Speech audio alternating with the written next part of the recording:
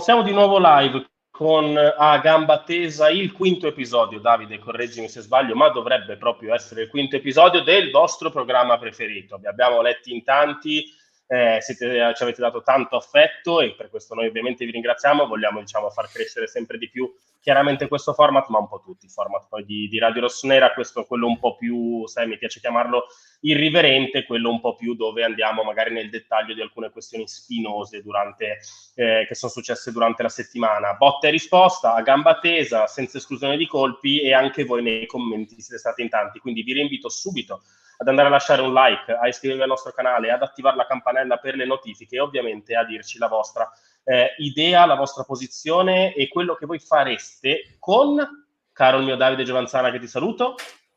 Ciao Leo, ciao a tutti, con Charles de Ketelare. Quale argomento più spinoso di Charles de Ketelare? Perché la notizia del fine settimana è quella, caro Leo, che il giocatore sembrerebbe essere in uscita, però tu sei molto più ferrato di me, soprattutto perché lo vuoi vedere da un'altra parte il prossimo anno, sulle squadre al quale interessa il nostro Charles. Prego. Allora, ragazzi, diamo prima la notizia, insomma, la breve notizia, l'indiscrezione, perché è notizia di ieri, di giovedì, insomma, il giorno dopo dell'arrivo di Pulisic qua al mercato del Milan. Non sapeva mai che non tanto che De Ketelare è sul mercato, questo in realtà un po' sì, quanto che ci sono delle squadre interessate, tra cui Aston Villa e Lipsia in prima fila, ma al Milan non gli interessa tanto che squadra c'è. Il Milan chiede 30 milioni, chiede per la precisione 28, per non far minusvalenza.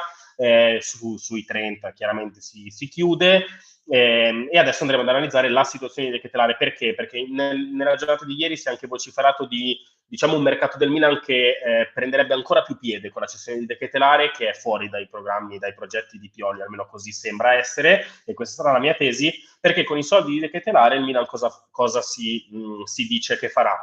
Andrà a prendersi, caro mio Davide, Balogun, e quindi dare un ruolo, prendersi effettivamente la punta forte e giovane. E ti dirò di più, con la successiva vendita di uno tra Messias e Salmakers, o addirittura entrambi, il Milan andrebbe anche su Isaksen, così per fare la fascia destra Pulisic-Isaksen e avere Balogun come punta, perché poi a quel punto Messias e Salmakers diventerebbero esuberi. Ma non è questo quello che ci interessa. Ci interessa De Ketelare perché? Perché principalmente andremo a delineare le motivazioni per cui cederlo, le motivazioni per cui tenerlo, le attenuanti, le chance che ha avuto e tutto il resto, e lo faremo anche con l'ausilio di qualche grafica. Davide, tu prenderai la posizione di tenere De Ketelare, io prenderò la posizione di cedere De Ketelare. Ora, perché tu terresti un giocatore che in 35 partite ha fatto 0 gol e un assist ed è parso un oggetto misterioso in campo? Le motivazioni, Leo, sono tante. La prima è che credo che questo giocatore possa dare molto, molto, molto di più rispetto a quanto ha dato quest'anno. Lo possiamo vedere dalla grafica, quest'anno ha dato veramente molto, molto, molto poco. 32 partite giocate, tante, 1116 minuti giocati, pochi, gol 0, assist 1, pochi, se confrontati con i 6 gol e 7 assist del suo, tra virgolette, rivali quest'anno Brahim Diaz. 2 expected goals e 1.8 expected assist totalizzati in tutta la stagione in Serie A, pochissimi, e le altre statistiche parlano da sé. Una percentuale di passaggi abbastanza scarsa, pochissimi tiri, solo 3 in porta, pochi passaggi chiave. Alcuni dati che secondo me sono buoni per quello che dirò alla fine del video con l'ultima grafica, però le statistiche penso che spezzino una lancia a tuo favore, caro Leo. Io sono per tenere questo giocatore perché non è quello che abbiamo visto. Io non credo che Maldini, Massara, Moncada, tutto il team che l'anno scorso ha deciso di puntare così forte su questo giocatore abbia preso una cantonata, anche perché il giocatore in Belgio ha fatto 18 gol nell'ultima stagione, che ha giocato con il Bruges. In Belgio ha fatto 18 gol nell'ultima stagione. Balogun ha fatto 20 gol con il Reims. 21. 21 gol con il Reims. Il Ligue 1, incredibile Ligue 1, un campionato dove gioca una squadra della Corsica. A nessuno frega niente della Corsica, questo volevo dirtelo, non so per chi ci ascolta da casa è d'accordo con me. Quindi spezzano salutiamo quelli che ci seguono, soprattutto alla Corsica. Le statistiche spezzano una lancia a tuo favore, parlano a tuo favore, però Charles De Ketelare non è quello che abbiamo visto quest'anno, ma non è neanche quello che abbiamo visto con il Belgio nell'Europeo Under 21. Andato malino. Il giocatore, secondo me, ha delle attenuanti e io ci punterei perché anche a costo di fare 7-8 milioni di minusvalenza per il prossimo anno, io ci punterei perché lo vedo bene nel possibile nuovo scenario tattico di Pioli e perché il Ci giocatore... arriviamo, ci arriviamo. Esatto, e perché il giocatore ha molte attenuanti.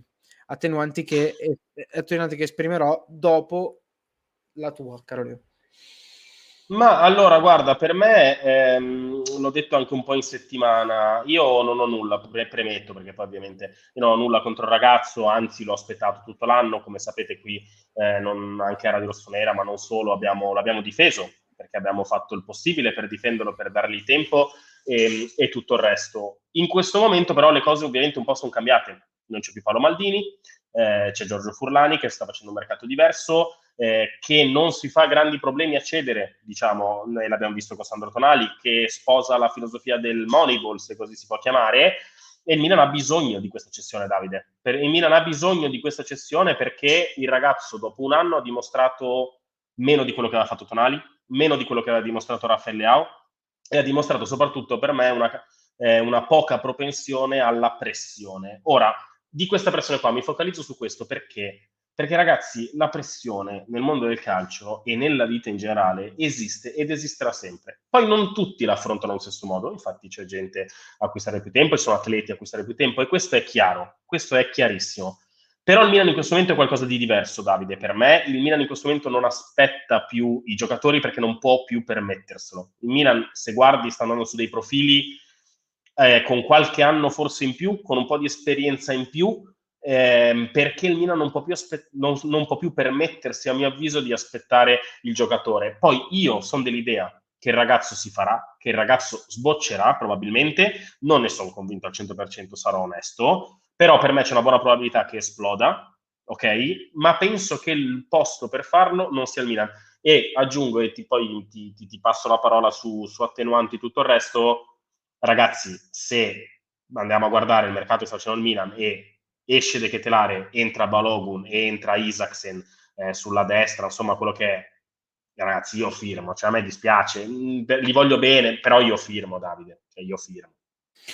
Ma tu puoi firmare quello che vuoi, però il fatto che tu al 14 di luglio, caro Leonardo Menini, utilizzi ancora la parola Moneyball, ancora il 14 di luglio stiamo qui a parlare di Moneyball, una parola usata per vendere e per parlare di Milan nella prima settimana del post Maldini, una parola che non vuol dire niente, è un paragone che non vuol dire niente con il film, con quello che succede in America, l'abbiamo visto con i primi acquisti, Loftus-Cheek, Pulisic, Romero, cioè Moneyball de che fondamentalmente, quindi già il fatto che tu utilizzi questa parola potrebbe ma era far per pendere... dire, per evocare.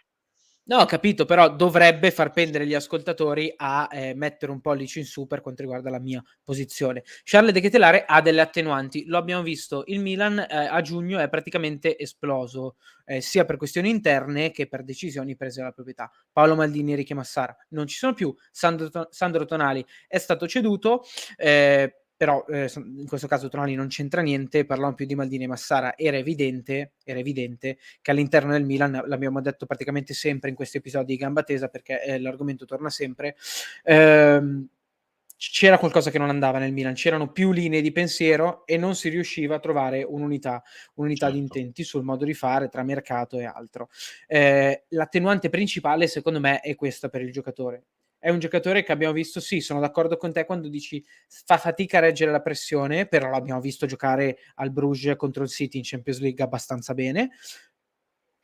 Scusami se ti fermo, Sì. ti do come ausilio, tra l'altro, quindi do un vantaggio al mio avversario, una grafica, ok, con alcuni passaggi chiave e movimenti che ha fatto De Ketelare in determinate partite. Questo ti può dare una mano, dal mio punto di vista sono 4 e 4 restano le cose che ha fatto. Questi sì, 4. e tu potresti dire anche, guarda i mesi, agosto, settembre.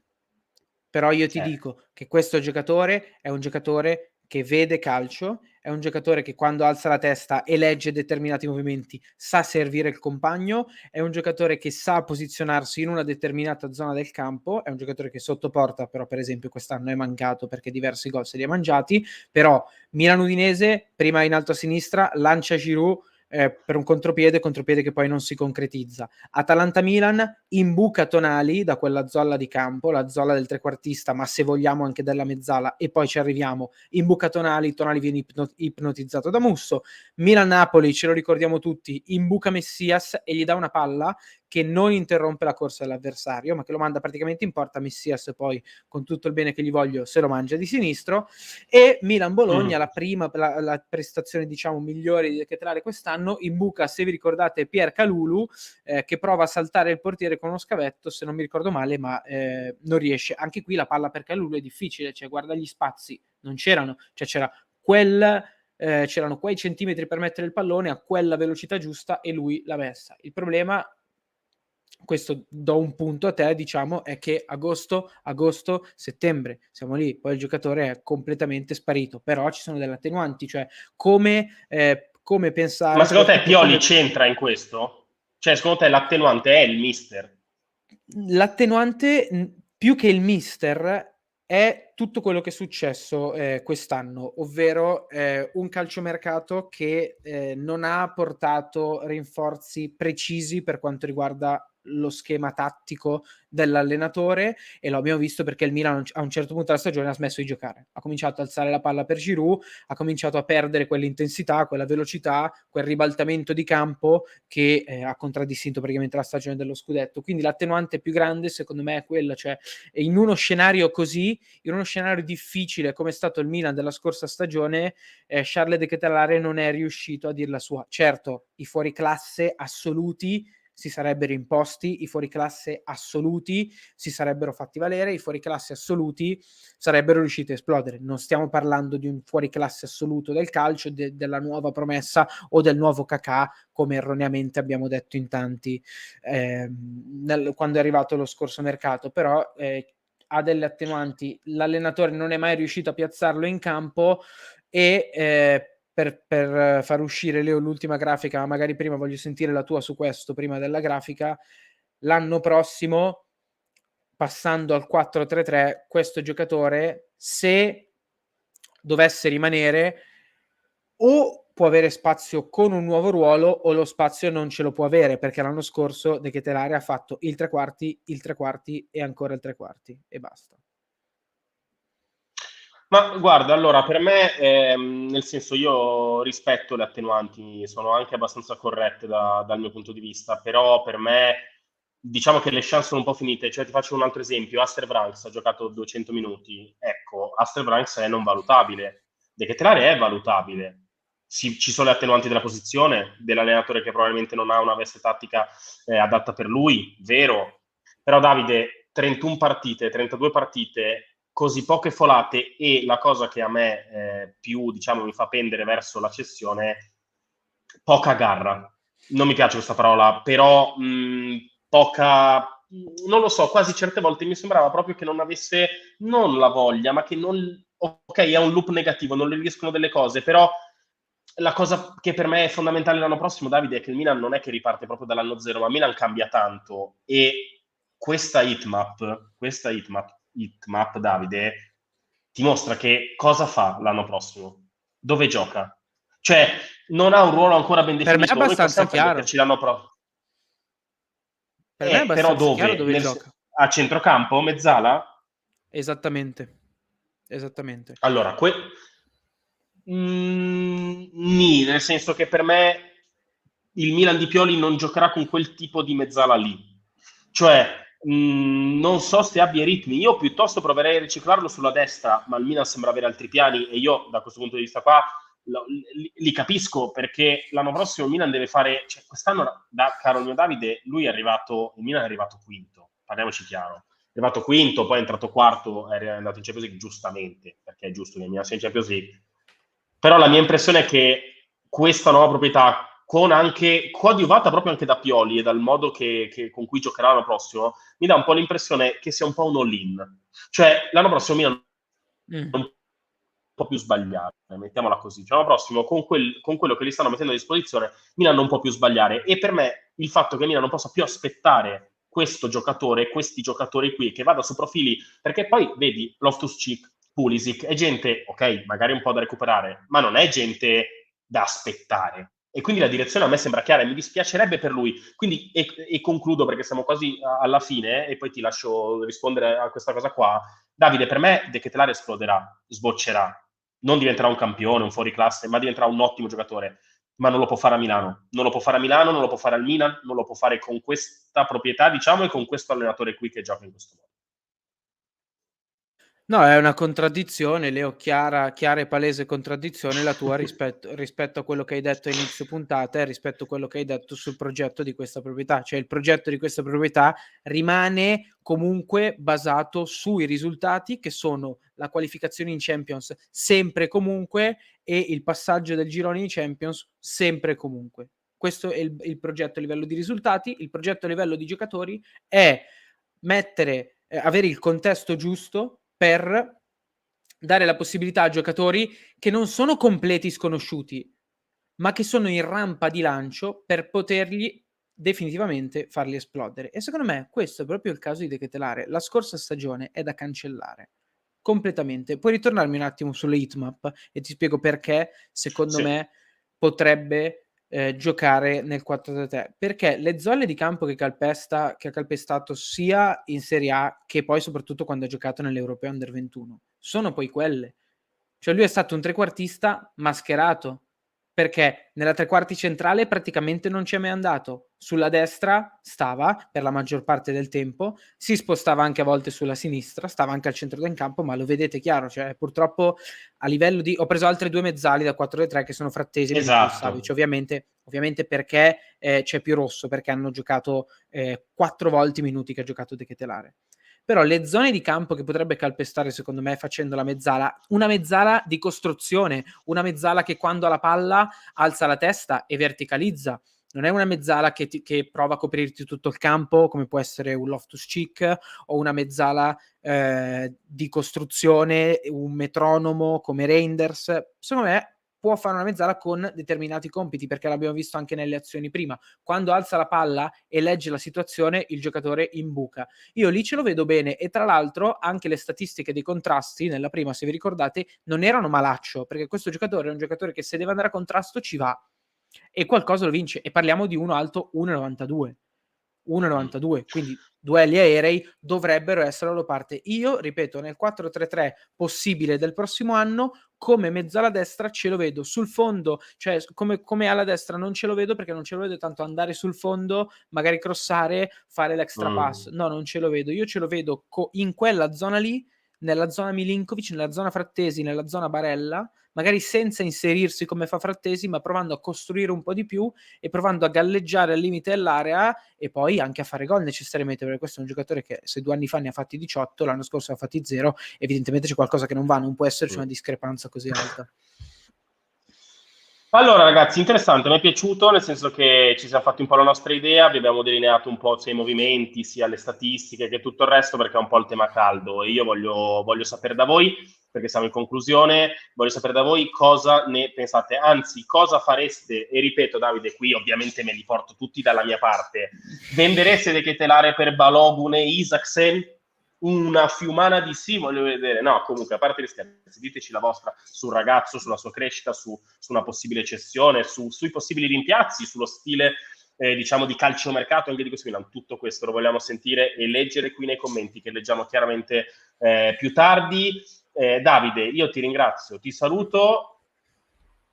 Grazie a te Leo, andiamo sempre più lunghi con questi video, però avevamo diversi argomenti da snocciolare. Grazie mille a tutti per la visione, mi raccomando commentate e ci vediamo venerdì prossimo. Ci vediamo venerdì prossimo, gli appuntamenti di oggi sono i soliti, alle 10 c'è obbligo di riscatto, alle 11 c'è Chiama Milan, poi Lunch Press e chiudiamo con Pelle Rossonera. Un saluto anche da Leonardo Menini, ragazzi, ci vediamo dopo. Ciao!